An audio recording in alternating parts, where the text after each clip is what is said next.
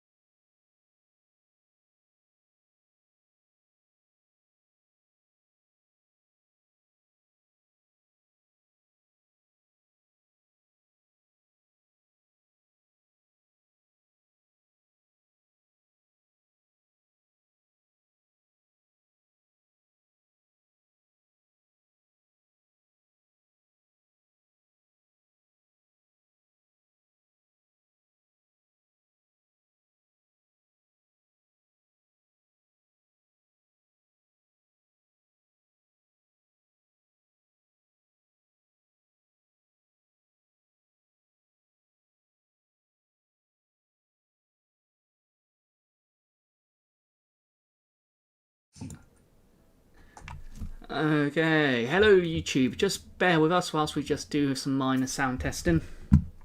Do you just want to say some stuff to YouTube, and we can see if Mike, It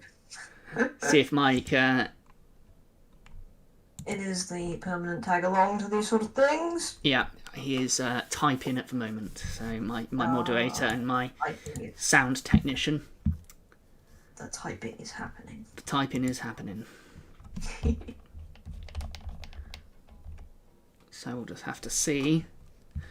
Because at the moment I've got the speakers set up behind me, so they're behind my microphone and I'm sitting in front of them. So I don't know how well it works. Oh, I'm sure we'll see. My person who's supposed to be testing my audio themselves are also having some technical issues. So, you know, it's useful. Yeah, technical things are going awry.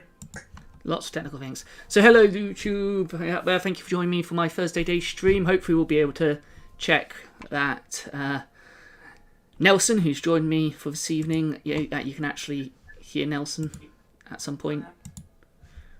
We hope. So we'll check that properly in a moment. But yeah, thank you for joining me today. We're just sort of hanging out and doing some stuff. Playing a little bit of RuneScape and maybe playing a new game that I have on the list of games that have been... Nelson knows which one I'm talking about. I can hear her laughing. I don't know if you can hear her laughing. Don't know if you can hear Nelson laughing.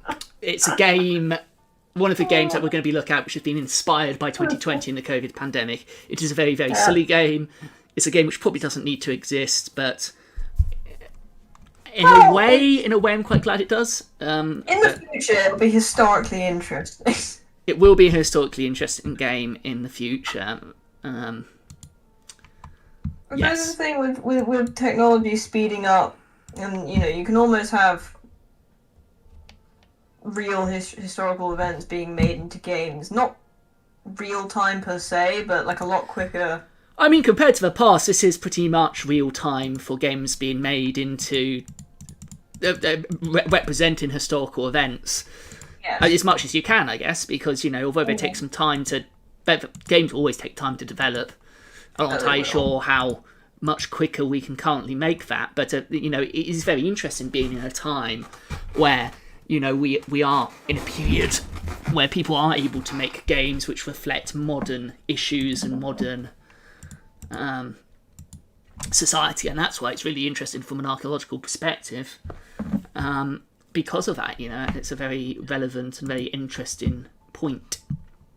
For people in the future, you can dig through the digital archaeology. Absolutely, you can look through the digital archaeology and look at what... Although it all comes down to context ultimately, because even if we have these games, if we lose context and we lose historical records or historical references to when they were made and why they were made, then they're only as useful as long as you has that context. Just like finding a artifact, if you find it out of context because it's been burrowed out by animals who've dug through the context, or the land's been turned over, or for whatever reason you find it in a museum and it's lost its relevant information which came with it, even in a museum context, then you might be able to tell roughly when it was made, or but you'd lose the context about why it was made. Very true. And that's the interesting point from the games that were made because of 2020 and the COVID-19 pandemic. The reason why they were made, the reflecting the issues of the day are very interesting. If you don't have that information, you just know when it was made, you don't really have context for why it was made. You didn't necessarily know that it was about a pandemic if we lose that information. Because we all have this misconception, I think, about digital data, that things are saved somewhere, and they'll always be accessible and they'll always be safe, and that's just not the case. No. Files can easily get corrupted, data can easily get corrupted, data can be lost. So you still have to be careful. So at the moment on RuneScape, I'm just hanging around the Archaeology Guild, which is just south of the rock, just trying to wait before I go into too much detail, so my the person I've got monitoring the audio can give us the green light. And enjoying a lovely glass of wine. I hope you all have a good drink with you.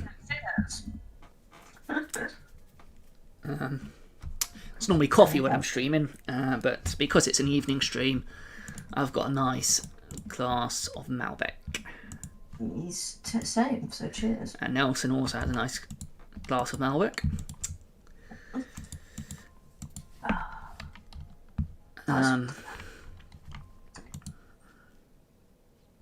I'm very disappointed about the distance between where the Archaeology Guild is and the nearest tavern in RuneScape. It's far too far. There's no bar built into the Archaeology Guild. I think that's definitely a thing that is missing at the Archaeology Guild. Oh, that's just wrong. It is. You can buy special archaeologist tea from the from the Archaeology Guild. That is something. That is, you know.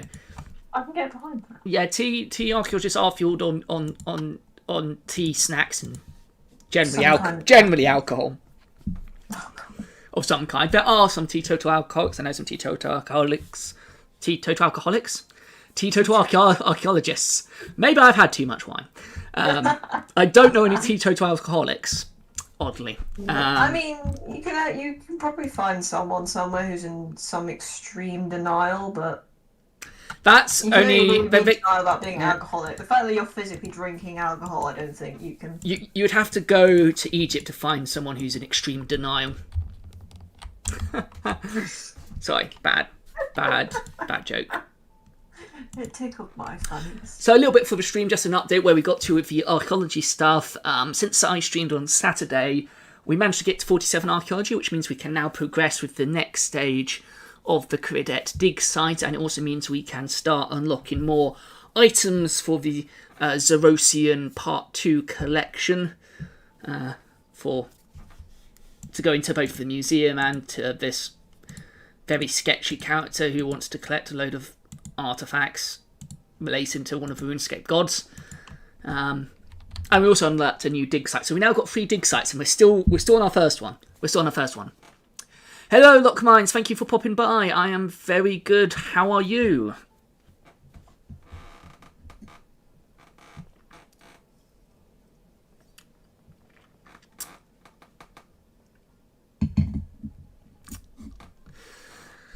So that's where we are currently with the archaeology stuff. We've got some interesting stuff coming up for the channel. As I said, there'll be some more videos. I'm still looking at several different games relating to 2019 and COVID, or 2019 and COVID, 2020 and COVID-19. Getting all my words confused today. Bad influence on that. Long day at work. Oh man, sorry to hear that, Lockmines. Hope you are able to have a nice and relaxing evening though. This basically is my work at the moment. It's my full-time hobby. Full-time hobby. My full-time hobby. I'm working on actually getting a field. Real jobs are overrated. That's why I got into archaeology and museums. They're not real jobs. They are far more interesting and pleasing. They are definitely interesting jobs. And it's because of museums. It's why I won't be streaming this Saturday, unfortunately. But it does mean I get to play around in museums, and that's always fun to do. It's always a plus side. Stop drinking the wine. It will help with the word slippage, but it won't help with the archaeology though. That's the issue with that, drinking the wine. I'm terrible with words and names anyway, so I might as well have the wine. We need the wine.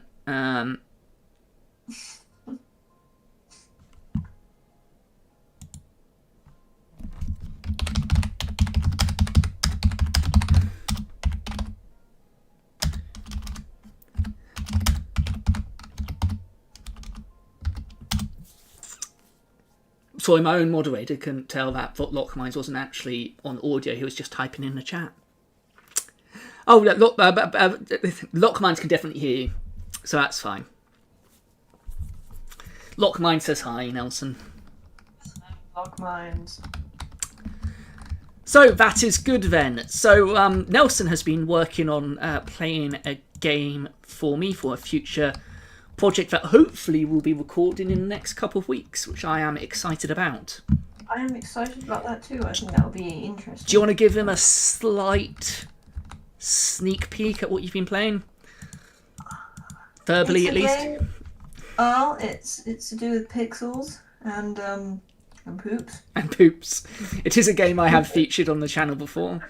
So right, yes, I believe it has been featured. It has been featured, but you know, people have only heard my opinion about it so far, and that's not scientific, you see. So we want more people's opinions. Well, strangely nostalgic is the word. Yeah. Is one of the things that came to mind because it reminded me really powerfully, not so much the game, but just the sounds in the game, specifically the sound effects of some of the very earliest computer games. No, very much so. I ever played, and I was just like, oh, the nostalgia. It's all real. Yeah. Also, the second great vibe I got from that game was someone really hated joggers. Yeah, that game, I think that person does have some issues that they need to work out. They have a vendetta against joggers. And I just something that needs working out. I just completely teleported to the wrong place. It's not what I meant to do. Not what I meant to do at all. Why are you telling me to talk to the Guildmaster? Why am I talking to the Guildmaster? Is there something I can do? Oh, it looks like you've been working hard and are ready to move up the ranks. All right. I've progressed in my archaeology. Hang on a minute. We'll get back to the interesting thing about pixel poops in a moment. Let's see what you've done. I've kind of actually not been paying attention to the qualifications for archaeology in RuneScape. I kind of forgot. Been focusing on the dig sites. I've got a little bit of a cutscene playing out. Here we have archaeology, an archaeologist moving up in the ranks. Who the heck is he talking to? Oh, he's talking to some other archaeologists. Okay. He has demonstrated a quick understanding of what we are trying to achieve at the guild. After exploring some of the dig sites we have set up around Gelenor, Archaeology has managed to find and restore multiple artifacts from our past. Not actually the job of an archaeologist, but there we go. Oh, not purely, anyway. That's mainly down to restorers and conservators. He is continuing to help us understand our past so that we can thrive in the future. That is an important part of archaeology. I believe archaeology is going to go on to do many great things for us. Archaeology is the guild's honour to announce you as our newest assistant. Woohoo, I'm now an assistant rather than an intern. Does that mean you're actually going to start paying me? Something is going on with the monolith. This is why you should not mess around with ancient monoliths. We're going to have to take some time to study this. Archaeology, I think it's time for you to manage your own research team and see what you can learn. Managing your own research team as an assistant. Wow.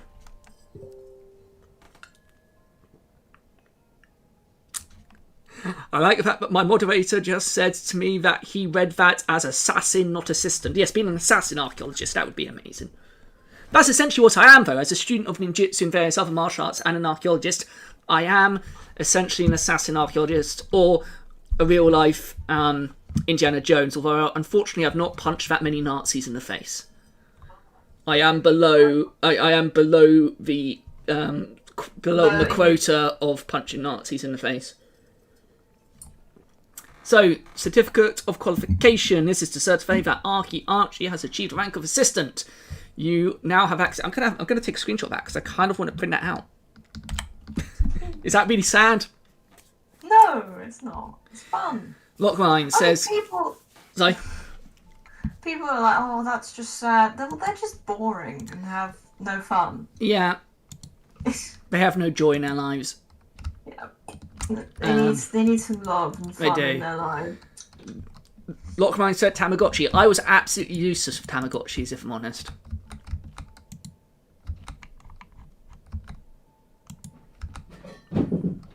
I've never had one.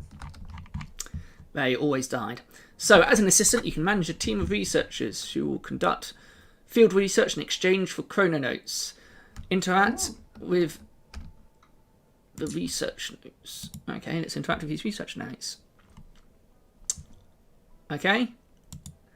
Let's assign some archaeologists to go off and do some research for me, I guess.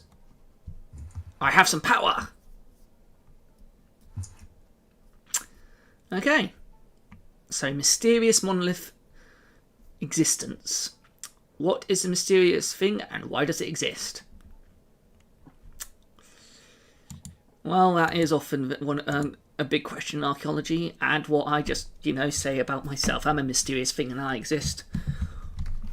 I don't understand that. Your team has finished the following contract. Woohoo! I mean, I don't think...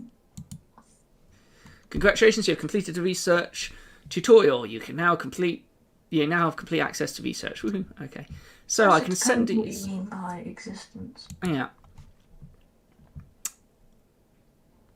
So, from doing various research tasks, you can get archaeology experience, you can get materials needed for storing artifacts, and damage artifacts by the looks of it, or at least in these general ones.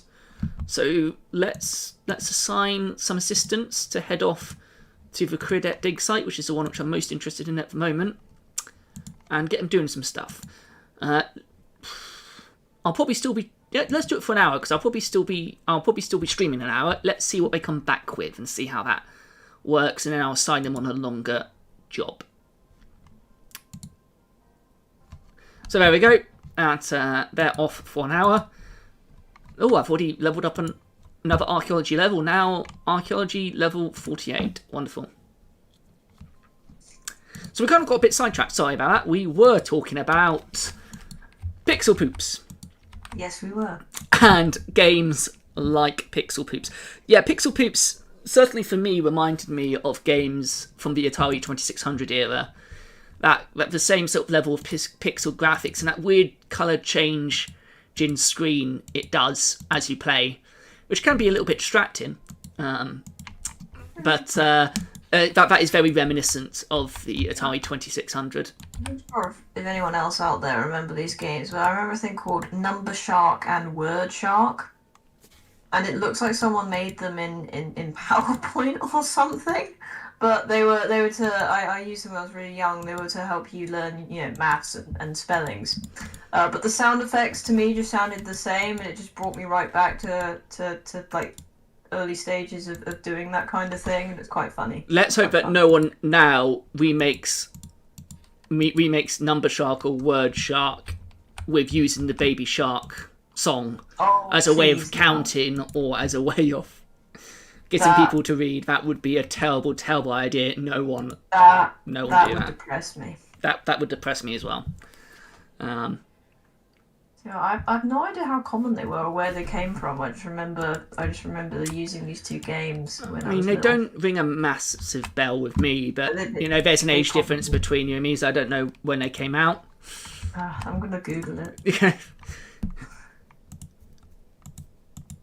This is what we call a desktop survey, is what we'd call it in archaeology. A desktop survey.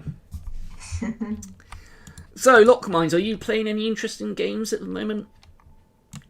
And anyone else in the chat, what games are you playing? Have you got any recommendations for people out there? We're now just off to do a little bit of archaeology.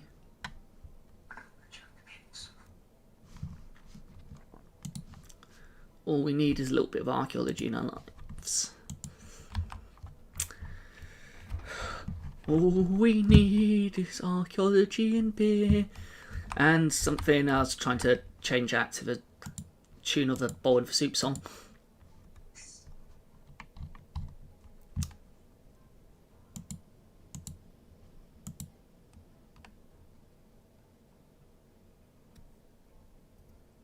Michael's just about to play, I assume that stands for Elite Dangerous. Which, I guess, that's basically a better version, in a way, or can be a better version of space archaeology than...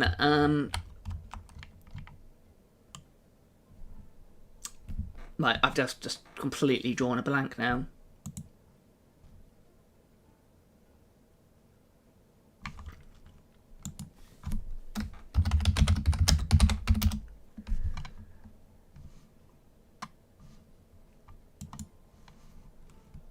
Anyway, space archaeology or, space mudlarking. No wonder not many people probably have heard of it. It would have been provided by the Senko department at my school when I was like 6, so it's a mildly specialist thing for dyslexic people, apparently. Yeah, fair enough. Interesting there. Specialist games like that are quite interesting. Because again, they're made for generally a more dedicated purpose, and that their need is an interesting one. Especially when it comes down to sort of,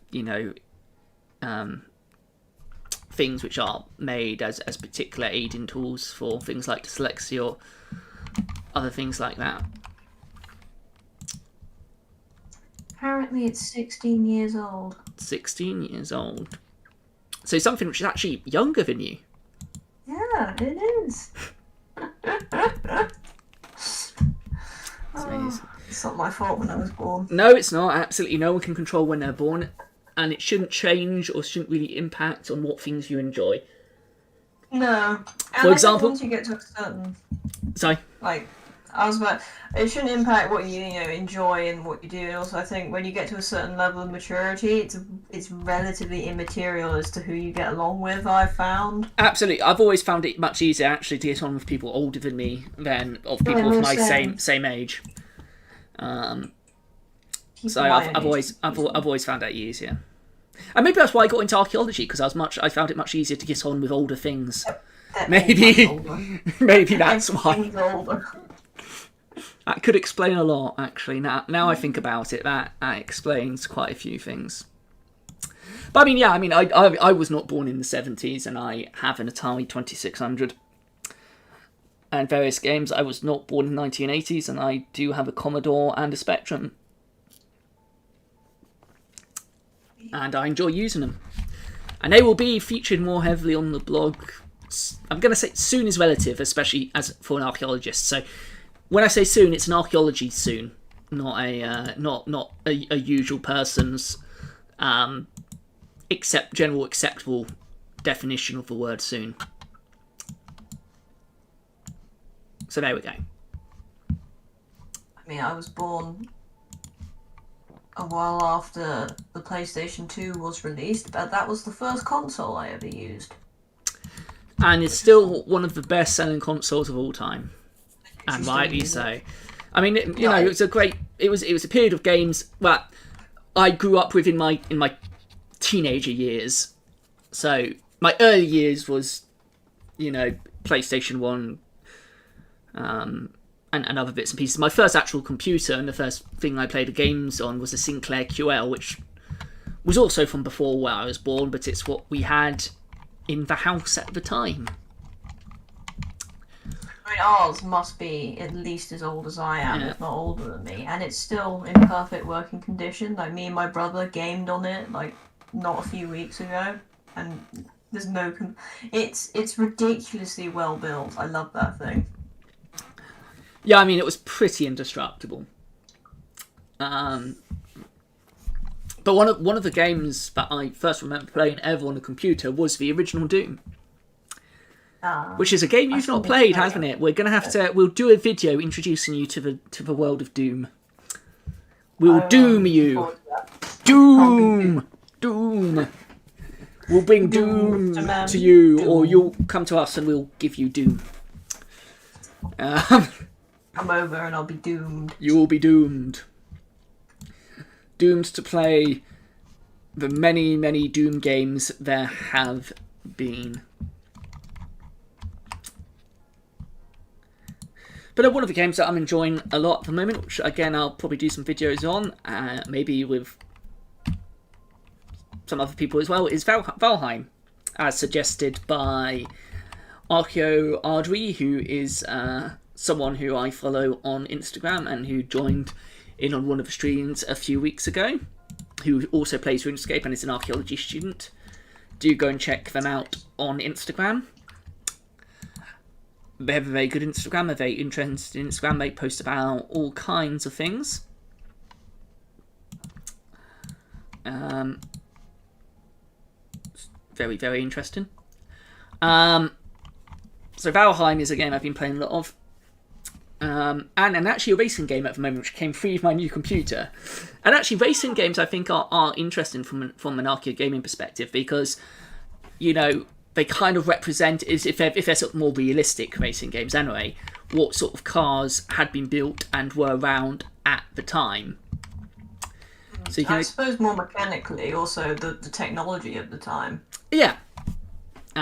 So they're quite interesting, although I probably won't feature them on necessarily on the blog, probably, unless I do sort of want to looking at the sort of progress of racing games, which I very well might do at some point, but that's not something which is going to be in the near future.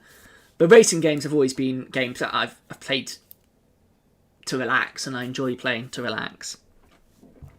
So, Dirt 5 is the current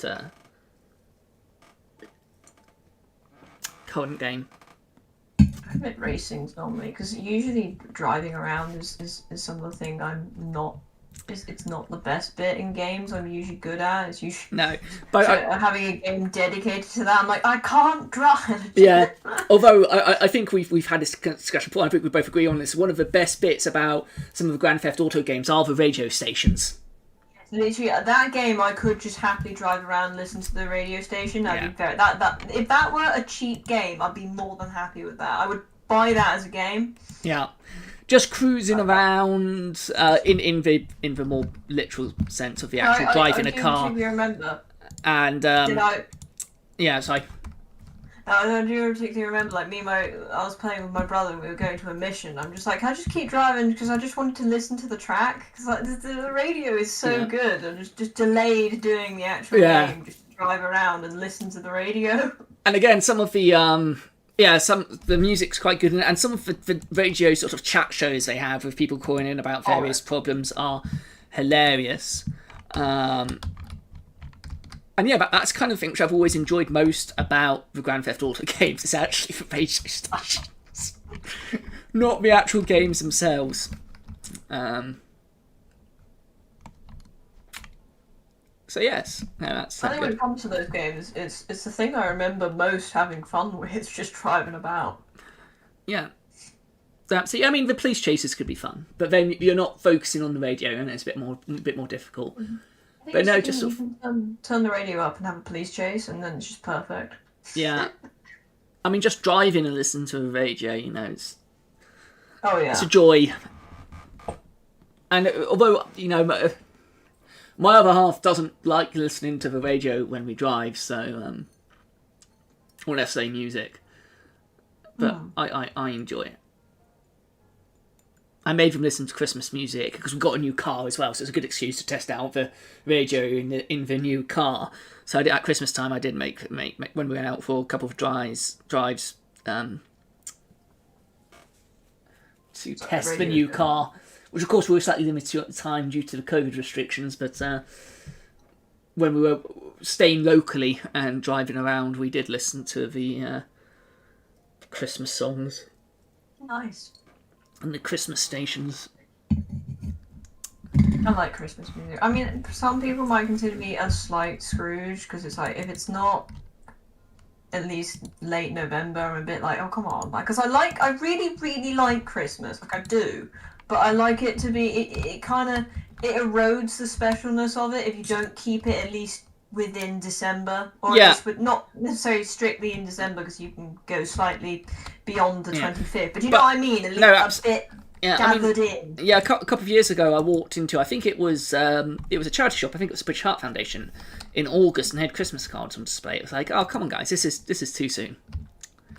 I do feel though that we should go back to the more sort of traditional Christmas festivals and have it last more or less the entire month. I can get behind that. Properly, of just feasting and drinking. Seriously, Christmas in our house now, because now we're all now we're all adults in the household. It's just, okay, we're going to eat a lot, we're going to drink a lot, and we're going to be really happy about this. Yeah. I mean, some of the earliest Christmas festivals dating back to, you know, when you know, Christmas first became Christianized. You know, basically in some countries, especially in the Nordic countries, the festival was to last for as long as the beer did. And you were legally required to drink beer. If you didn't, you could be fined. And I think that's a fantastic... That's amazing. Especially since it's almost impossible to actually for the shops to run out of beer. I imagine if we started doing that, it would be possible because they would not be able to keep up with demand. But that kind of I suppose ruins the fun. Unless you just get more and more stock, you'd have to have beer dated between X and Y. It has to be drunk, and if it isn't drunk, the festival isn't over yet. I imagine. Well, I mean, then beer wouldn't last as long, so beer, was made, I guess, more regularly. Didn't have any of the artificial preservatives now that we have to be able to keep beer available. Or it was drink, and it was alcohol. Not say beer, because obviously mead would be mead keeps better as well. I do want to have a go at brewing my own mead. That is something I would like to do. There's something, again, I want to do on this channel, not wanting to step on any other people's feet, though, like Binging with Babish, for example, is try recreating some drinks and some foods from video games. Like some cocktails you find and stuff, and... I am more than happy to be Pangalactic Gargle Blasted. So, yes, I'll probably invite you around when I do that, and we can do a sort of more of a vlog about doing that for the channel. Actually having a go at making it, then actually having it, and playing maybe some playing the games which they came from as well. We'll make a weekend out of that at some point. That would be good fun. I mean, is there a game of the... I feel like there was a game... No, I think it's a game called the Starship Titanic, which Douglas Adams was involved with, which is similar to the Hitchhiker's Guide to the Galaxy. So to push, you could maybe get. I believe there is a Hitchhiker's Guide to the Galaxy game somewhere, but of course there are plenty Lord of the Ring games and Hobbit games. For example, there's the Hobbit for the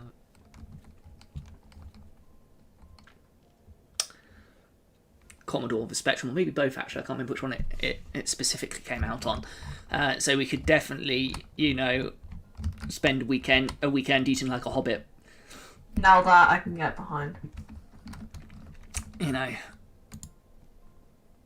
Second breakfasts, 11s, lunch in, afternoon tea, dinner, supper. Who knows about that, right?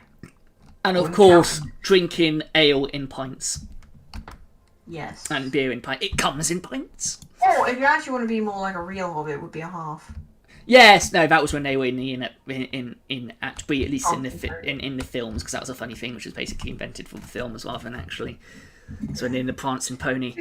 But I imagine that kind of thing would happen, because like a hobbit. I mean, if you just go on sizing, probably couldn't drink as much as a. Well, I don't know. The trouble is, we're now talking about fantasy world with fantasy creatures with non-known metabolisms, so I was about to we don't know the hobbit's metabolism, so we don't know. Yeah, I imagine because they eat so much, and although hobbits do generally look, they're often depicted as being what's the correct way to say this? Happily, they don't mind. But the way that their body image is portrayed is generally, they're well fed.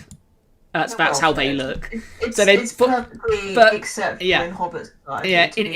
Yes, but in relation, sorry. I imagine that they would find it weird if someone was like too skinny. Wait, do you need feeding? Yeah, where's the third breakfast? Yes, have you been having your second breakfast? So yeah, I mean, because they eat so much, they must have reasonably good metabolisms. And I believe actually maybe a video that potentially we're going to do at some point for the channel is play Lord of the Rings Online and talk a little bit about Tolkien and some of the real world myths and legends and folklore that he took and some of the language and where he got inspiration for a lot of languages like the dwarf runes with a lot of that. Because I've meant to for ages. Never got round to playing Lord of the Rings online. Norse or Norse runes. So that is something else that is planned for the future of the channel, is looking at Tolkien and explore some of the real world myths and folklore behind that, which could be that should be good fun. I think that'd be interesting. And that's another game I've also been playing a lot this week, is Lord of the Rings Online. I have downloaded. I just need to. I keep saying I intend to, and I never get around to it.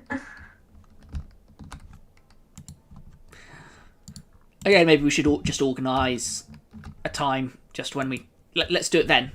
Push me in. Yeah, just we'll do it now, and then it will be done. It'll be done. That's where I have to do things generally. I have to make a dedicated commitment. Just like with doing the stream today, it's like I'm not doing a stream on Saturday, but I don't want to sort of miss out on doing a stream or miss out on doing a video. Although I'm not doing a separate video as such. Because I'd normally do a RuneScape skill video today, so I'm having to combine them this week and maybe next week, just because things are a little bit busy at the moment.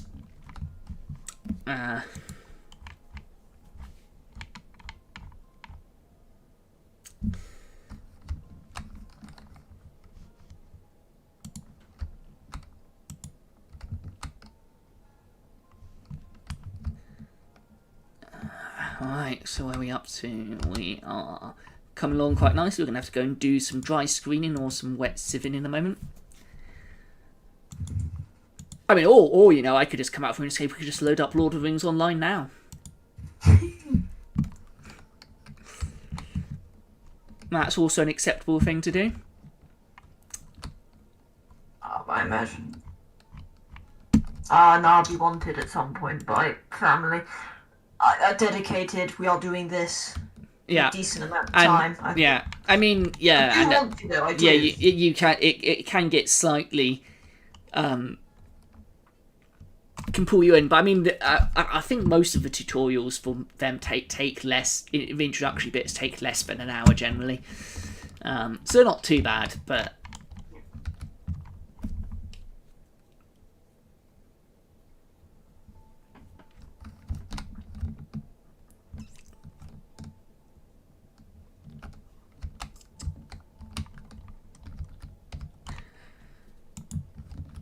and certainly for me, what was actually going on in actually things like the in the Lord of the Rings Online game, I imagine most of it isn't considered canonical.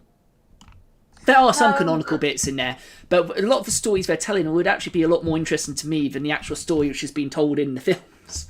The stuff that's going on in the background, or certainly what I thought the Lord of the Rings. If they were going to make a Lord of the Rings TV series, they should have started off by making one about stuff that was going on at the time of the War of the Ring and the downfall of Sauron at the end of the Third Age, so much in during the time of Fellowship. Which would have been really cool to see. Yeah, that would have been that would have been a lot. That would have been. I think they should make before they started tackling something as complex as the Second Age and all the stuff that's going on in there. I think there's only one line in I think this is only extended editions where it's like Legolas. It's like when talking to Gimli, war marches on your own people. Like they don't have to. Do you know what I mean? Like they don't touch on what actually Dane is doing and what the dwarves are doing, or what actually although they hammer in obviously the Lothlorien Rangers and Elves into Helm's Deep, which really annoyed me from a lore perspective. But they don't talk about what they're doing, or or what the Mirkwood Elves are doing, what the rest of the Dunedain Rangers are doing, of course, because they only really focus on Aragorn rather than the wider company which he commands. Yeah, and just everything else that's going on, really.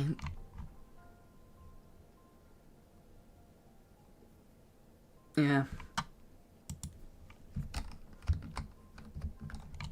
Yeah, I think covering those potentially would have been better, but so much potential there for some really nice and things should work well as a TV series.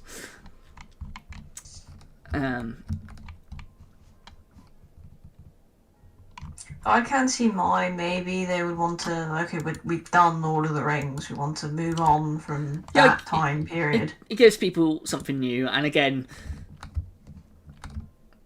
yeah, allows them to potentially reinvent a few things a bit more than it would be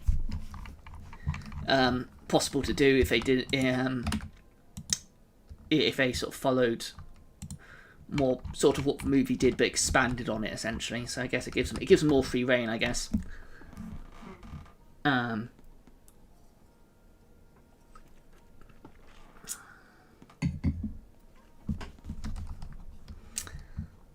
again, I just like the stories of the everyday happenings. You know, it's why I got into archaeology, because history is generally written about was considered the important bits, all the spicy bits. And there's that old saying, which is not necessarily as true as people would like to say it is, but history is written by the winners.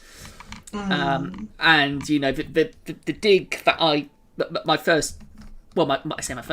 training dig, the dig that I went on for the field school when I was at university, was at Reading University. It was when they're still doing the Insular 9 project at Silchester, which focused on the everyday parts of the life of a Romano-British town, rather than looking at, you know, what people often liked or want to, what people tend to focus on, which is what people then tend to think what the public actually want, which is the exciting bits like the forums, the temples. But, you know, I think a lot of people are just interested in the general life stuff as well, and that's certainly what draws me. I do completely agree. Like seeing what life, because you know we're not really any different. So seeing what life was like for them back then, I do find very fascinating. I think it's definitely just general people is underrepresented in history. Yeah, or at least how we teach history. Yeah, but the more relatable stuff.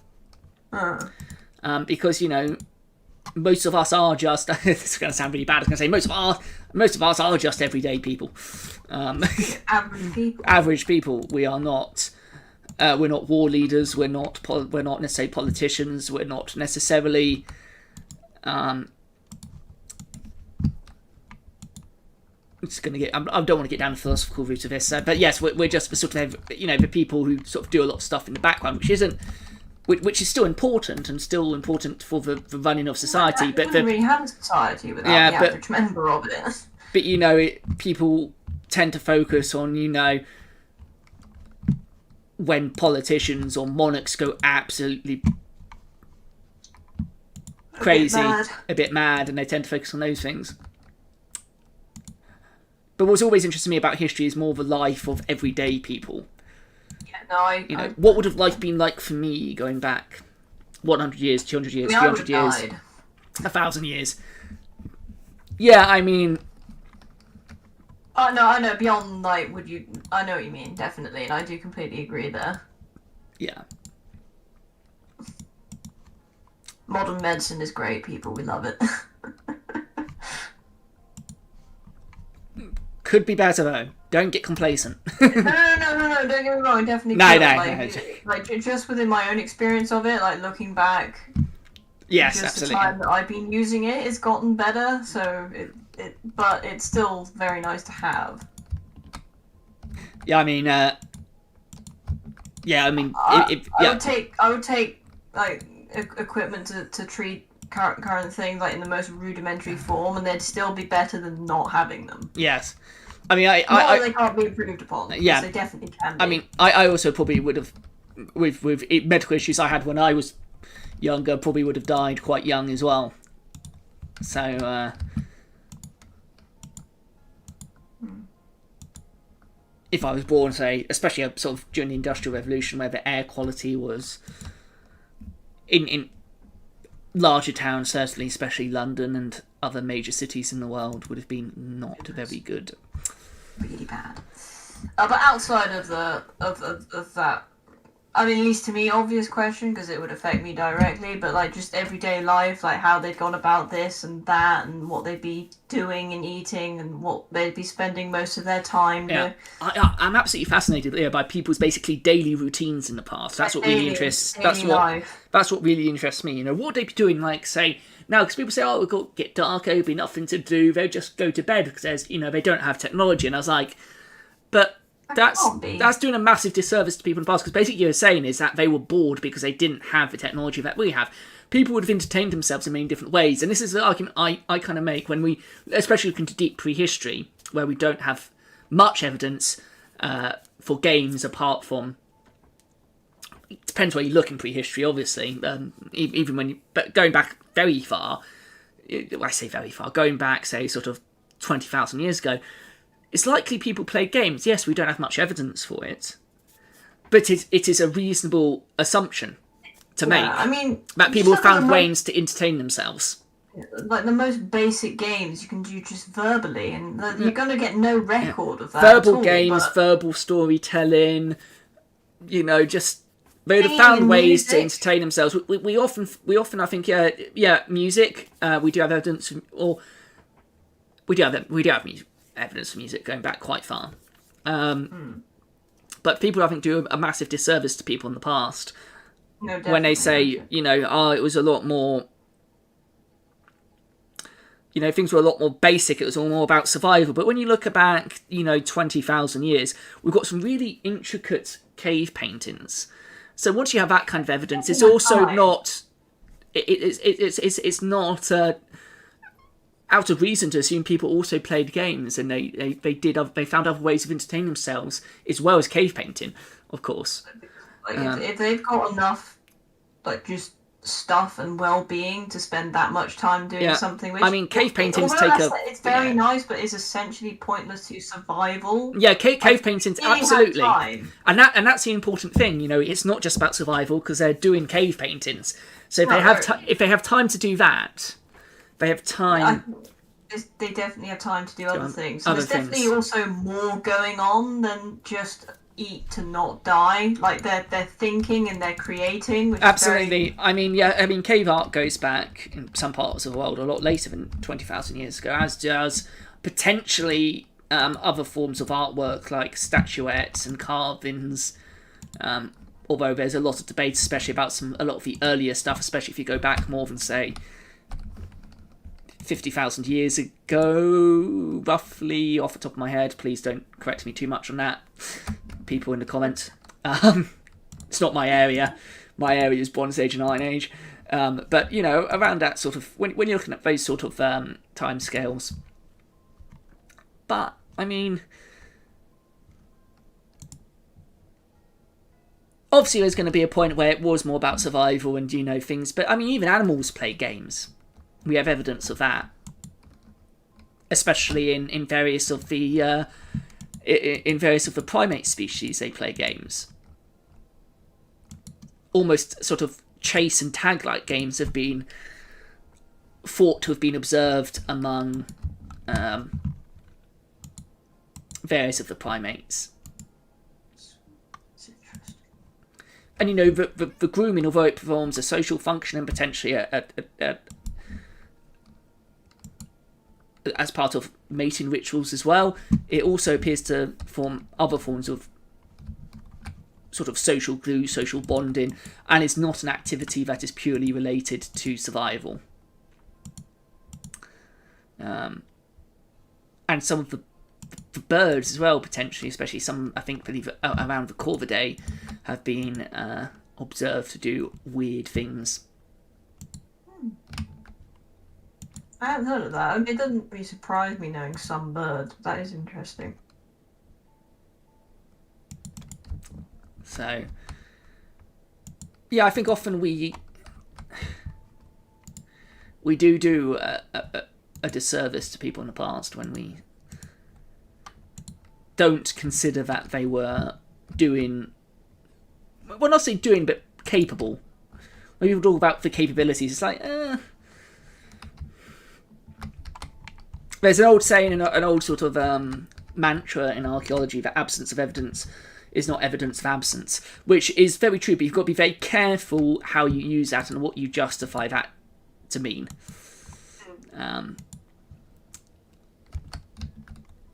Just like archaeologists with the word ritual. We have no idea. Slap ritual on it, it's fine. But often what archaeologists actually mean by ritual is not what a lot of other people mean by ritual. The archaeology definition of ritual is a repeated behaviour. A behaviour which is done repeatedly over and over again in a pattern. It's not necessarily anything to do with spiritualism or God or anything like that. Getting up and brushing your teeth in the morning, that's a ritual. A ritual. It's something you do. I have a coffee in the morning, that is a ritual. Tea, pretty much. Tea, or anything you do as a repeated... Getting up, going to work is a ritual. Yes. Getting up, going to school is a ritual. How I cook certain... It's like every time I do the same process, that's like... That is a ritualistic behaviour. This is a repeatable behaviour that you do. You do something in a certain way every single time. We also mean ritualistic also to mean the spiritual, and often the way that we differentiate that as archaeologists is again within the archaeologist's other favourite word, which is context. Everything must have context, just like we were talking about with the games earlier, such as Pixel Poops and other games relating to the 2020 and the COVID-19 pandemic. Without context, they are just games. They have no social importance, no real-world applications necessarily, no real-world meaning, if they don't have the context of what happened in 2020 and 2021. And potentially 2019. So, things need context. A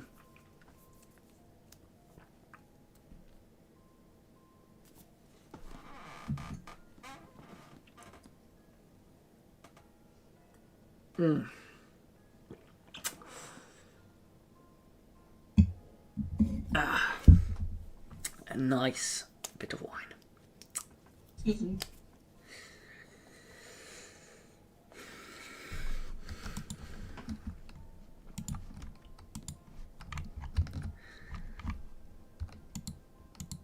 So, where we are. So, have I leveled?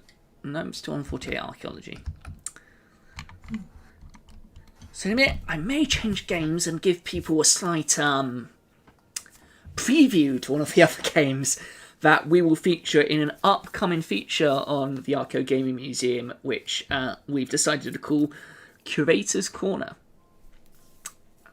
which will be done more in a podcast style, and we will discuss games of various on various themes. The first one is continuing this idea of a theme of games made in 2020 and about COVID-19, which Nelson has very kindly offered to help me with, as has Kylie Boo Gaming.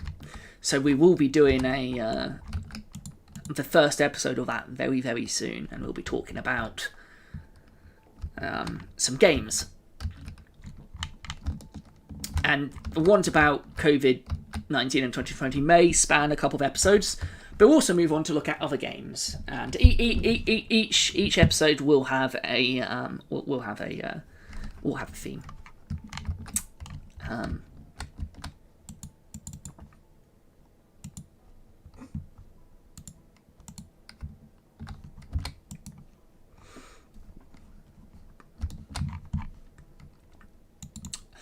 Also, on a vaguely related topic, on Twitter, I currently have a poll going on some artwork that Nelson very kindly designed for me. Do go and vote on that.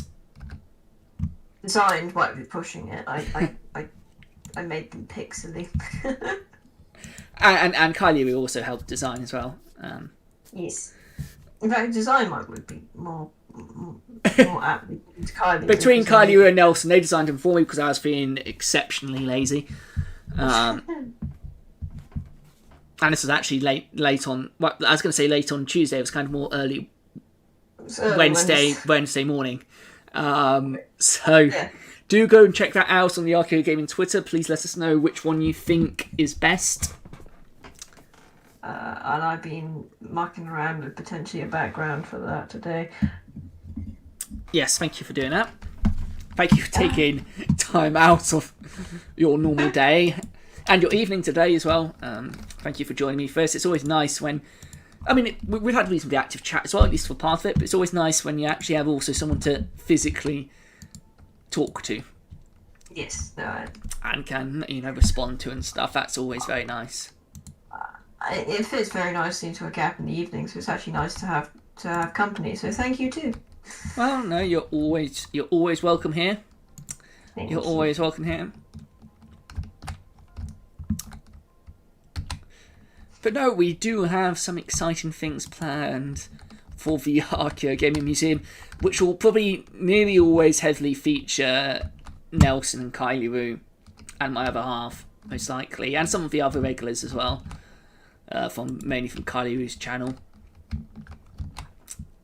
Especially when it's much more easier for all of us to meet up again. I was actually about to say I'm very excited about the prospect of doing this kind of thing in person. That'd be very, very nice. It'll be much easier to record as well. Won't have to do it over Discord. No. Especially when I've actually moved. I mean, Discord has been great for being able to do this kind of stuff and to stop us all from going crazy during the COVID-19 pandemic. Definitely, I have a huge soft spot for Discord. But no, I'm looking forward to also when I've moved and I've got a larger place and got a better studio for this kind of stuff and actually have my personal museum set up, which I'm really not really able to do at the moment. But in the next year or so, hopefully. Depending on what my schedule is doing when you need help moving, I'm more than happy to help. Thank you. And obviously when we've, as part of that, we can set up part of the museum and you can help with that. And I'll be able to provide wine and food. Yes. And somewhere to stay. All the free labour you want as long as you feed me. Somewhere to stay, probably.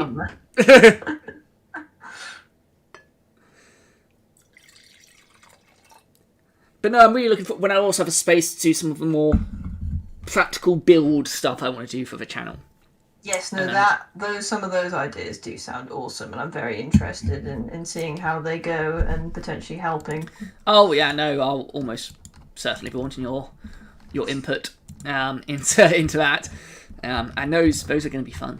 In terms of actual electronical stuff, I'm not very. That's okay. We have Mike for the electronic stuff. We've got a mic there. I've got a mic. Building, just actually physically building stuff, I'm not terrible. And we'll finally, hopefully have a chance to use the 3D printer I bought Mike 2 Christmases ago. Actually, that thing does sound he is awesome. Yet to use, but we can hopefully print some stuff for that. From Hero Forge, it's cheaper to buy the plans. Or the blue, and you can just 3D print it yourself. 3D print it yourself. Yeah. But I imagine you have to be either have one already or be very committed to getting minifigures to go about getting them that way. But yeah, no, but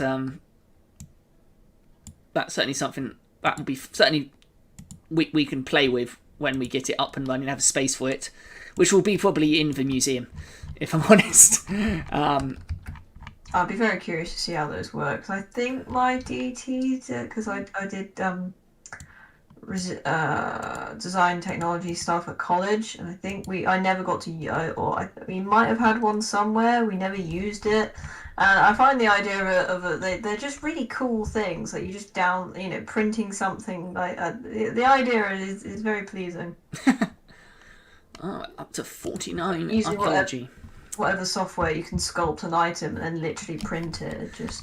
No, and we're sort of going to try and do that for some of the stuff we did in Minecraft on Kylie Roo's server towards the beginning of the pandemic, like 3D print T-Cow, but in sort of stages. And again, obviously, at some point, we'll, something we'll do on the channel when Minecraft has finally released their archaeology update. Yes. Is to go and do some of that. That will be good fun. But I mean, there are endless games that I want to do for the channel. But again, I don't just want this to be Okay, so I don't want this to be just about games, which sounds something weird coming being the Archaeogaming channel. But I also want it to be about other things. I want it to be about the gaming experience and the gaming culture in general, and also not just look at video games. Look at board games, role-playing games, and also older games as well, and look at some of the sort of actual archaeological evidence we have for much older styles of games, especially prehistoric games, because that's, as an archaeologist, that was where my initial interest was in archaeology. But even, some of the medieval games, Tudor games, Victorian games, some of the early bar games will be fascinating. Things like, shove halfpenny boards and stuff like that. That would be... I want to get one of those. I believe Kylie Roo has at least a medieval card set. Yeah. I have some wooden dice, so I think between us we can do some fun I've got bits and pieces. I've got a 9-man Morris set somewhere. 9. Go, obviously, is a very old game used specifically to teach strategy in China. And yeah, dice game are fascinating. There's some really interesting dice out there. On the Mary Rose, which was again another thing I was fascinated in when I was younger, they found dice carved out of bone, which they believe people used to hide in their teeth, because they were used for gambling, of course, which was banned on ships and banned in general. So they used to secrete them in like their teeth or in their mouth and hide them. I'll have to get me some bone dice at some point. I do have a little bit of a thing for dice. I have a problem. I don't think necessarily that's a problem. I like dice. Dice are nice things to have. I have 11 sets of RPG gaming dice, plus a set of wooden dice for reenactment, and some other miscellaneous dice which I somehow picked up. I got a D12, which I don't know where it came from, and I was gifted a spin down D20. Also, what I'm fascinated with is also some of the weighted dice which were used in gambling for cheating. Some of the false dice, which were generally injected with things like lead or other such weights to create the desired counterbalance. And those are quite interesting. There are many of those. Or oddly, those often actually, people find those out whilst mudlarking. They're things that roll up on the Thames foreshore a lot, because again, these kind of things used to be played down on the foreshore and in and around taverns, especially on the old London Bridge. And things like that. And an interesting RPG which is coming out, obviously, we've talked about this and I've sort of shared bits to it on the blog, of course, is the Beowulf role-playing game, which is coming out, based on the D&D extended edition extended for 5th edition, I believe it's based on. And that's...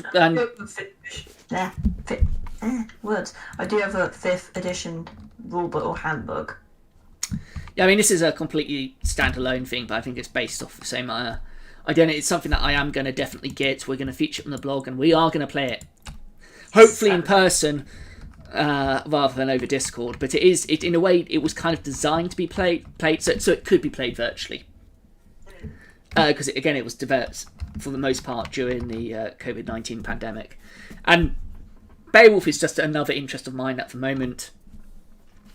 People who follow my other blog, Coffee Break Archaeology, may be aware of this, and my friends and family are probably a bit bored of me talking about Beowulf. But it's an interest I got into recently. Mainly, it kind of came in a weird way. Although I've always been interested in Beowulf, things that oddly, and it comes out of sort of a tangential area, but I started getting into it recently because, again, of something my other half bought me, which were 2 Viking language books for my birthday. For my 30th birthday, in fact. And of course, Beowulf isn't written in Old Norse, it's written in Old English, but through sort of looking at the Old Norse stuff, and because the 2 books I was looking at, which are... do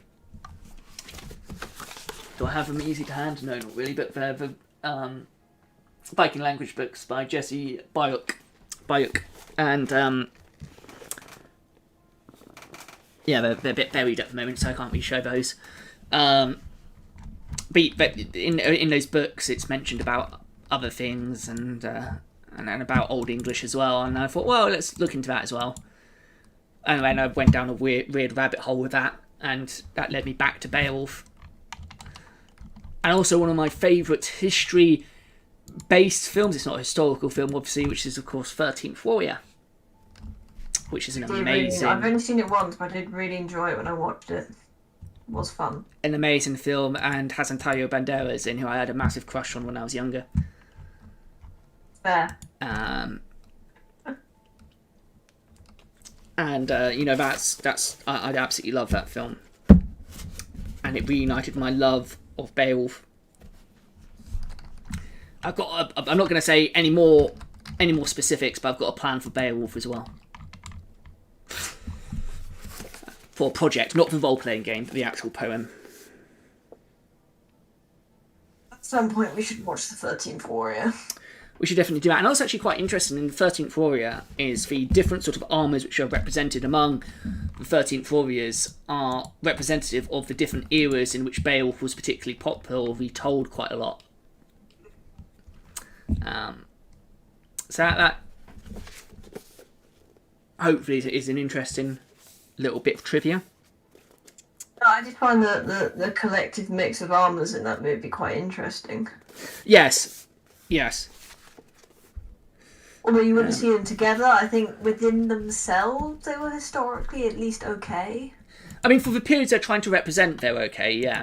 Yeah, that's what I mean. Obviously, there's a little bit of move the artistic license with some of them. It is a film. But it is a film, and it's not designed to be a history film as such. Yeah. One comment which made a lot of sense, because someone like watched some of their content on YouTube who works on they're very into history, but they also work on movies and things. It's like, look, there are some practical reasons why we can't be as historical as we'd like, and also we do have to appeal to the normies who don't know quite as much about history as, say, like 10% of the audience who are. I think he just made some points where I was like, oh, fair enough, actually, because you can get it wasn't like that, and it was slightly different, but. Yes, absolutely. There might sound like obvious reasons why they might be done like that. It was like, that sounds fair enough, really. And the best bit for me about 13th Warrior is the main character, Ahmed Ibn Fadlin, who is a historical figure. He was historically he was an ambassador to the Rus, which are obviously of Nordic descent. They're often called the Russian Vikings, and he spent a lot of time among them, just like Ahmed does in the film. And what I enjoyed about the film is, when they're travelling from the rivers to and whatever the funeral of the previous king, and starting out on their journey, is at the campsites where Ahmed is sitting there and he's watching them. And he learns their language. That was the best. That was the best bit for me about that film, I think. And he surprises them, and they say, "How do you learn your language? I listened." And I thought that was a really, really nice bit of the film. But actually, and some of the things they sort of depict actually in that film come from Ahmed's.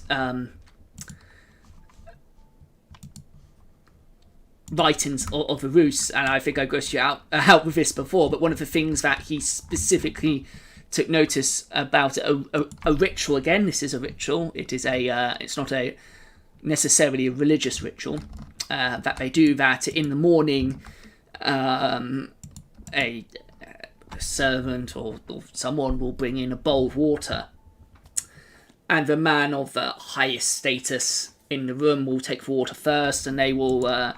Wash their face, they will snort, and they will sort of clear their throat and spit into the water, and then it will go to the next the next man of the highest social standard, and they'll do the same until the last person is basically washing himself with everyone else's bogies and spit. and Ahmad was quite appalled by this particular behaviour because he saw it as very bad practice, which I would also agree with. That's not something I would particularly want to be involved in.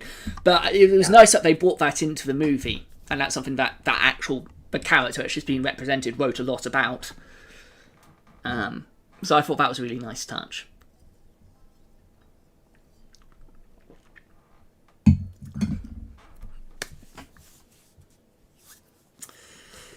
So we're going to go back in a moment and see how far we got with that the research expedition I sent my archaeologist out on. See what came of that. So I think that should give us maybe another level, actually, almost. No, not quite. About halfway through until level 50, but that's okay. That's good. Still.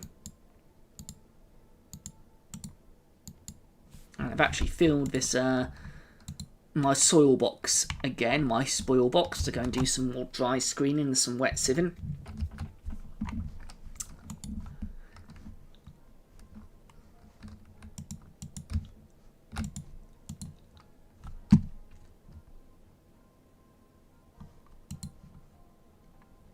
So what are we doing? Let's deposit those. So just out of interest, why did you decide to sort of vaguely join me on this crazy journey of exploring the archaeology of video games? What interests you about it? In huge general terms, I'm a fan of history, and I like gaming, so this is an exploration of both in a context which I find quite pleasing, the historical one. Mm-hmm.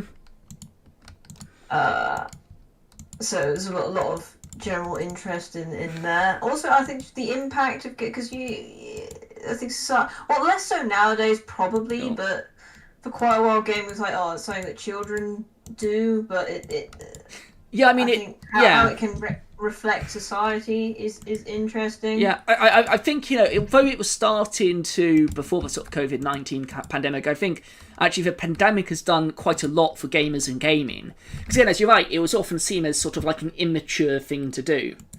And, adults... Gamers in the 20s. Adults gaming had kind of a weird social stigma to it for quite a long time. Or appeared to. That was like a cultural perception, I think, that a lot of people held. Whether it was actually true and whether people actually believe that, I generally don't know. Well, I think that if it was generally believed or not, I think it was more up for debate. Yeah. But in broad strokes, I really like gaming and I love history, and it's an interesting combination of the both, and looking at how one affects the other, and looking at that in a more deeper, interesting societal and how it affects society as well. So I mean, that was fantastic. To me, it just sounds interesting, and yes. I mean, there was that fantastic meme, wasn't there? I think which sort of came out towards the beginning of sort of lockdowns, and as a meme of a gamer saying, "This is something I've been preparing for all my life." Yeah, I remember those. And I mean, not just video games, but for example, gaming in general has had like a massive. There have been industries which have held reasonably well during the COVID-19 pandemic. Games Workshop, for example, recorded sort of record profits. Not because of people playing the game, because people weren't able to play the game, but lots of people had the time to buy new models, to build them, and to paint them. Yeah. And I follow a lot because I'm interested in Warhammer Fantasy and Warhammer 40k and Games Workshop games in general. I follow a lot of their sort of social media and some of the fan social media sites as well, or groups on Facebook and things like that. And a lot of people were buying new stuff.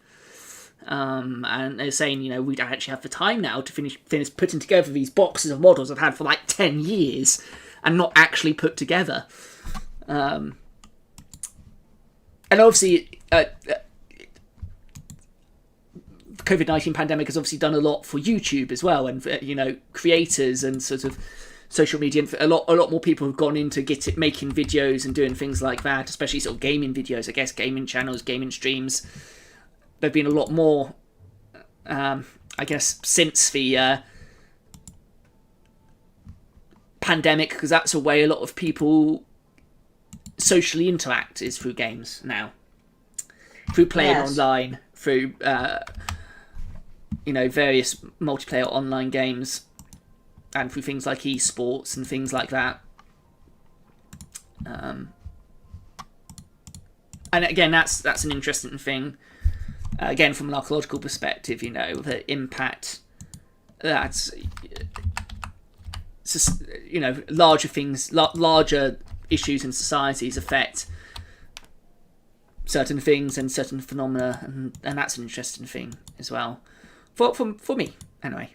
But it's something that sort of archaeology does concern itself with, so it should also, from an archaeological point of view, concern itself, or we should concern ourselves with it as archaeologists. Because again, people don't think of gaming, I guess, as an important thing to study, which is not a kind of mindset you can really have as an archaeologist. Everything has an importance, everything has an impact, and COVID-19 especially has had a big impact on gaming, and what gaming has allowed a lot of people to do, which is basically have an outlet and an escape that they've needed, a genuine need. I know escapism has become very, very important. I think without the regular gaming and stuff that we have done, I can see easily see myself having gone more mad than I have. More mad than you already are. Yes, mad in a bad way. We'll put it like that. Yeah, and it's important for people to have coping mechanisms, and because since finishing my masters, I have been unemployed. This has given me an outlet and something to do. The Archaeogaming Museum has become my full-time hobby, essentially. Doing various things, doing research. Luckily, I've been in a position where I've not really needed to necessarily work. It's not been a massive pressing concern, which is a nice position to be in, especially during a worldwide pandemic where lots of people are having difficulty finding work. It is a difficult period, and good luck to all those you out there who are currently in that position. Searching, I feel your pain. I mean, I want to get back into doing some work in museum work or with gaming or things like that. That's something that I'd like to do, but luckily I'm kind of in a position where I can be a bit picky about the work that I take and want. Yeah. I suppose, it's never a good time to have a global pandemic, but it hit an interesting, especially because of some medical things in my background, and luckily I come from a relatively secure family position. It just made more sense for me to hide effectively. Yeah. So it was just like my life has been on hold for a good year. But I've had part 1 of the jab, so I'm looking and got things coming up, which I'm excited about. So hopefully things will roll a bit more into vague, different time normality. And hopefully soon I'll be able to have my first jab. Yay for being medically vulnerable? Question mark. I don't.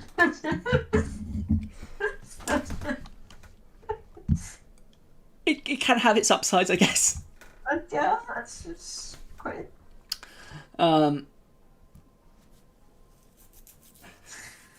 of course, although I've not been unemployed, I've been doing a lot of volunteering, which has also helped keeping me sane. A lot of museums have invested in developing their virtual and their digital content, which has also been a really interesting change from how museums now, with the COVID-19 pandemic, how they're going to transform going forward is going to be interesting, and how people want to sort of interact with museums and interact with culture and history.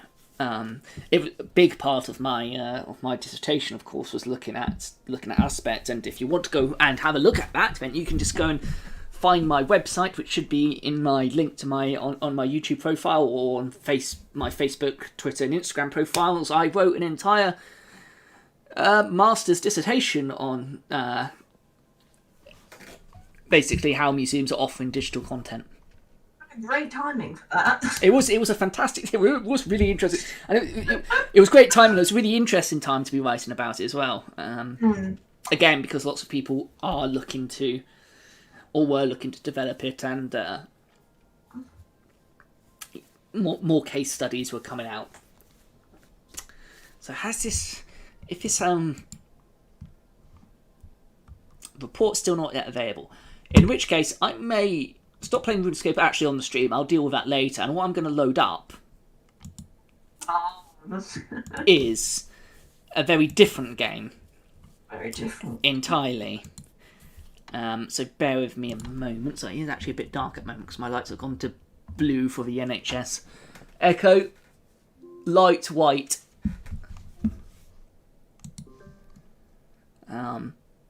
So yeah, what we're gonna load up a very different game. And it's a game that I'm going to have to probably turn off sounds for. Yeah, I know one person in particular who really was not happy with this. No, Kylie Roo did not enjoy the audio aspects of this game.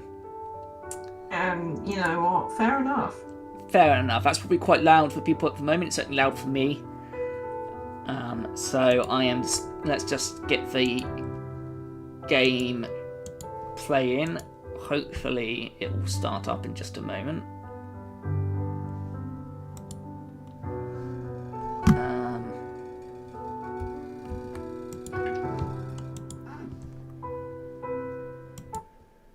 Let's turn off the Foilum. Doesn't appear to be playing at the moment. Sometimes OBS has a bit of an issue changing window captures partway through using it. So let's just bear with me one moment whilst I just faff around with this.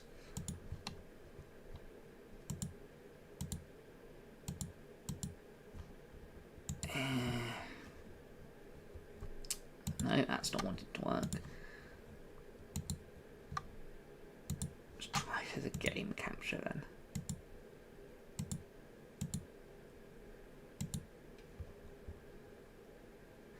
There we go.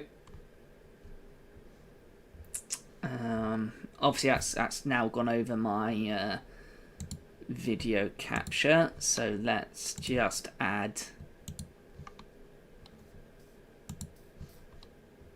Yes, I think a general interest in history and gaming and a sense of fun. That's why I'm here. That's why you're here, and obviously for games about poop.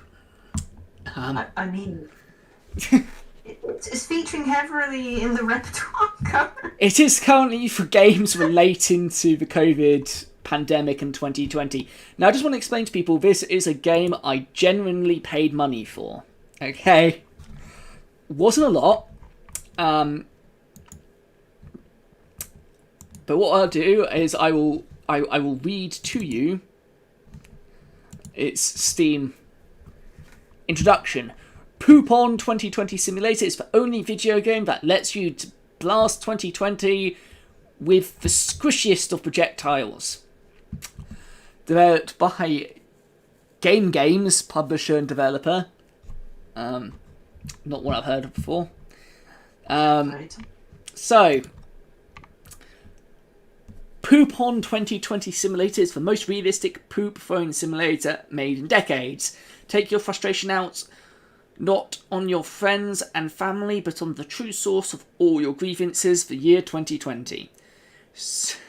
Key features: super sticky soft body physics, which will make you question if you're actually throwing your own feces. Spoilers, you're not. This is a video game. Oh, yes. 50 whole Steam achievements to unlock and discover. Yeah, okay. Zero ability to control the camera. Not sure that really helps in the matter. a calming soundtrack, which we have turned down, or turned off, in fact, completely. Barely concealed secrets that extend your gameplay, possibly by several minutes. Super secret 2021 mode. Politicians that you can throw. COVID-19 that you can flush down the toilet. Know that only appears between December and February. Take that, Red Dead Online. Audio commentary that almost 10 times longer than the game itself. We won't listen to that either. During this video anyway. And the first game offering by Games graphic and mechanical experimental games. Poop on 2020 Simulator is the game you never asked for, but really needed all along. Okay, so I think what we can tell from that, this is not a sophisticated game. But it is a game, and the reason why we're featuring it, it is a game that was made about 2020 and about the issues that 2020 held. Not just the COVID-19 pandemic, of course. There are hints to the presidential elections in America and other world issues that have been going on. This game is on Steam for £1.69. Even the price was a bit of a meme. Yeah. As I said, it's not a sophisticated game. It's not a game which necessarily needs to exist, but it is a game which does exist. So therefore, it is a game we're going to look at. Hi. Mike just gave me a very weird look. So it's a game we're going to have a very quick look at as the end part of our stream for today. And it's not the first poop-related game we've had on the... I'm not entirely sure what is better. Possibly, actually, Pixel Poops is more of a worrying game. Because, again, of the developers' underlying hatred of joggers for some reason. But generally, actually, there is a serious point to looking at these games. It is a very silly game. And we will be looking at some more serious games relating to 2020 and COVID-19. And there are some really serious, very poignant and very interesting games that we will look at, probably in the second part of our Curator's Corner. One of them we're going to look at in the first one, actually. Kylie Wu's looking at, again, another game that I've featured on the channel, Distancing, which is a very serious game and quite an interesting game. But all the games for the first one are very short games, because I thought it best start small. But this game, obviously, is satirical. It's designed to reflect some of the issues about 2020 and is a metaphor, I guess, for how a lot of people felt that 2020, how 2020 was, and even how 2021 is going. So I think that's enough of me as a mental build-up to play the game, and enough for you, hopefully, to appreciate what's going on with the game.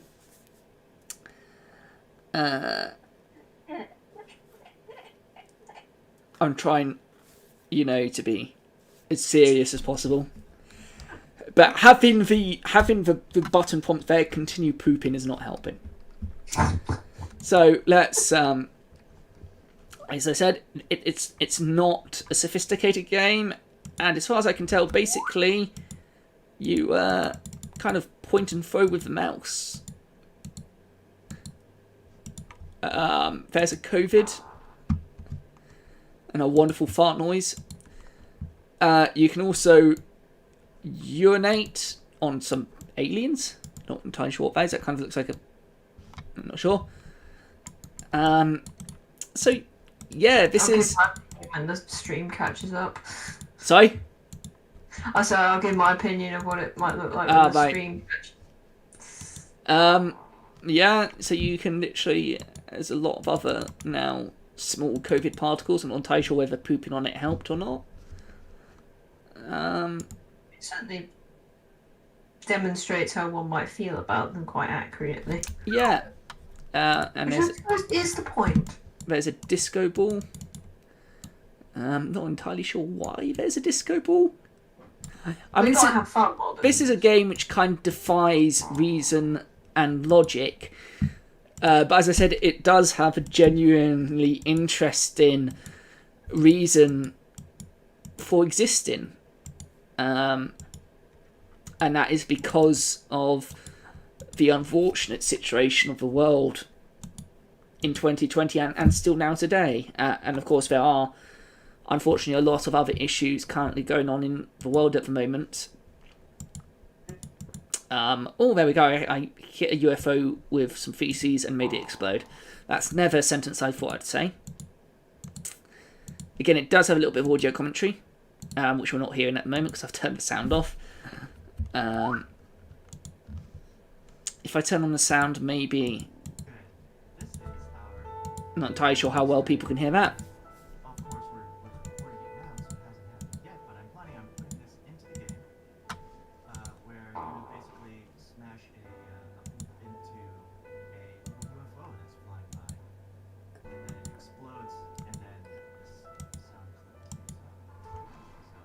Oh, we've managed the secret 2021 mode. Okay, we've managed to unlock that. Woohoo! And we flushed the zero, I assume, down the toilet. Couldn't be good for the pipe work though. That must be quite difficult to remove. So I mean, yeah, this is literally a game. To be fair, I have seen weirder games.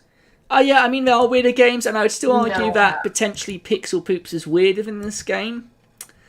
No, this is obviously more graphic than Pixel Poops, because Pixel Poops is, as it says, is a love letter to the second generation of gaming in the early 80s. And this is obviously a slightly... The design is slightly more modern for this game.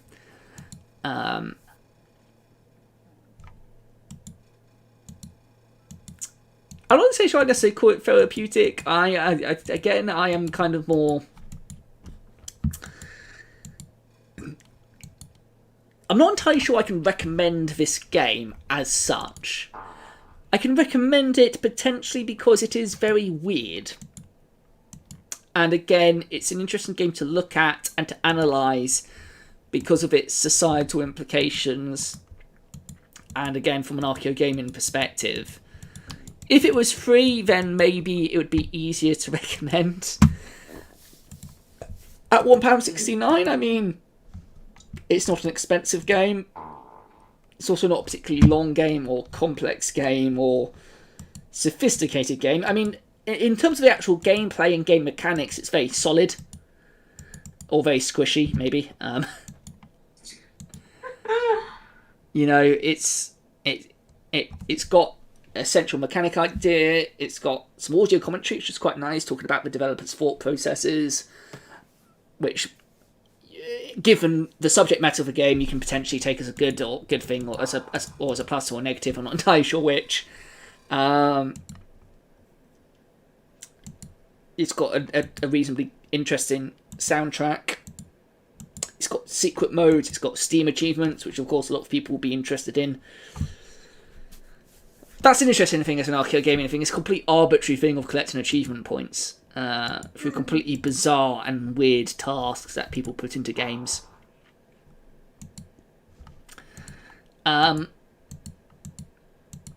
yeah, basically point, click, and throw poop. That is the essence of the game. I mean, I think I can stop here because playing this game, because there's really not much more to do or to, well, maybe to discover. Apparently there's 50 achievements. I'm not entirely sure how you get some of the other achievements. Oh, you can flush. Oh, there we go. At least you flushed. I managed to flush the toilet by throwing feces at it. There we go. So yeah, I think we're going to stop playing this game here. So that is 2020 Poop-on Simulator. I may not do a separate video about that now, because I think I've pretty much said all I can say about that video. We will probably talk more about it during Curator's Corner as well. I'm not entirely sure the game itself needs a separate video.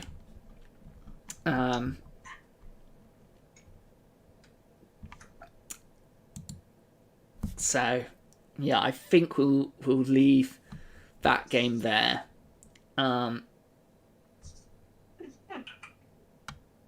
Yeah, that's probably probably as much as anyone needs to be exposed to that game from my particular point of view. As I said, it's a very hard game to recommend. It is a weird game, and it's an interesting game because of how it's made and why it's made. But oddly, if there are very similar games out there on Steam about 2020 and COVID, there's a massive number now.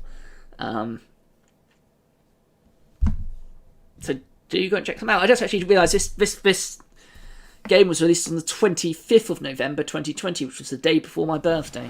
So I guess that's interesting.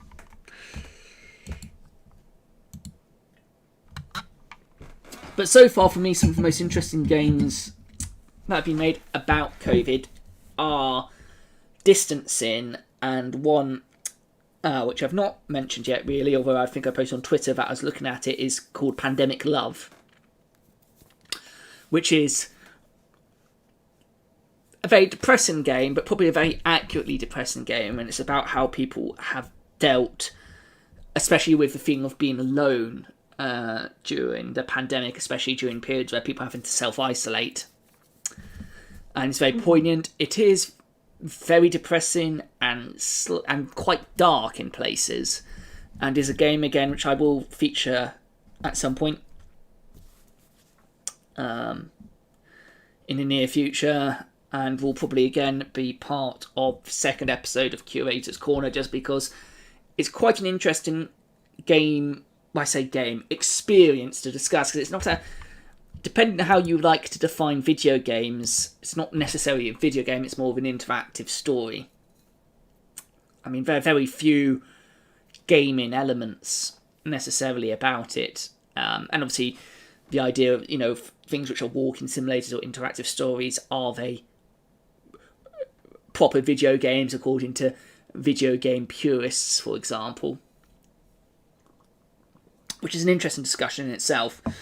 But I think Pandemic Love, unfortunately, is probably quite an accurate portrayal of how people have been feeling during the pandemic.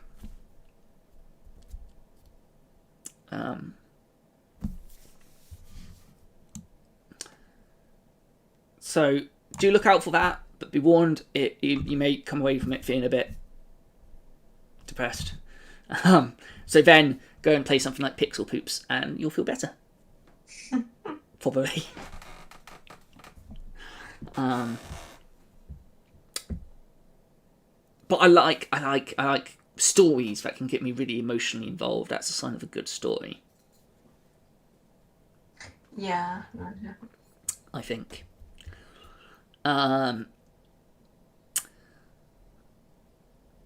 I guess that sort of really brings us to a nice end for today, I guess. As I said, we've got lots of other things planned. There won't be a stream on Saturday. Not for me anyway. Kylie, I believe, will be streaming, so do go and check out Kylie Gaming. I'll put a link in the description.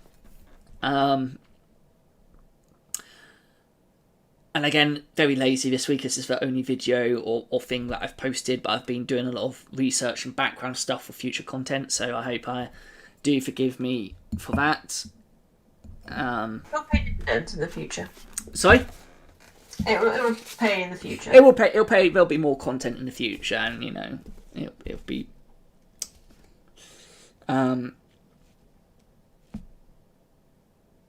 Yeah, it will benefit for the future. And do check out Coffee Break Archaeology, where I'll be doing more of this kind of stuff, Beowulf related stuff, and I do my hashtag Where Am I posts, where I do little quizzes and try and get you to guess where I am, so go and check out Coffee Break Archaeology as well. And yeah, keep an eye out for things coming up in the future. Remember to like, comment, and subscribe to the channel. Hit the notification bell to find out, or to be notified when I'm uploading or streaming again. There'll at least be a video next Thursday, or maybe a stream again, not quite decided. Continuing the RuneScape skill videos. I may do both, one where I can more focus on the skill aspect of archaeology, and the next bits that I sort of want to do with the Credit dig site today. I was just doing a bit of farming and leveling whilst having a very lovely discussion with Nelson. So it's all Nelson's fault really that I didn't get on to do what I wanted to do with you.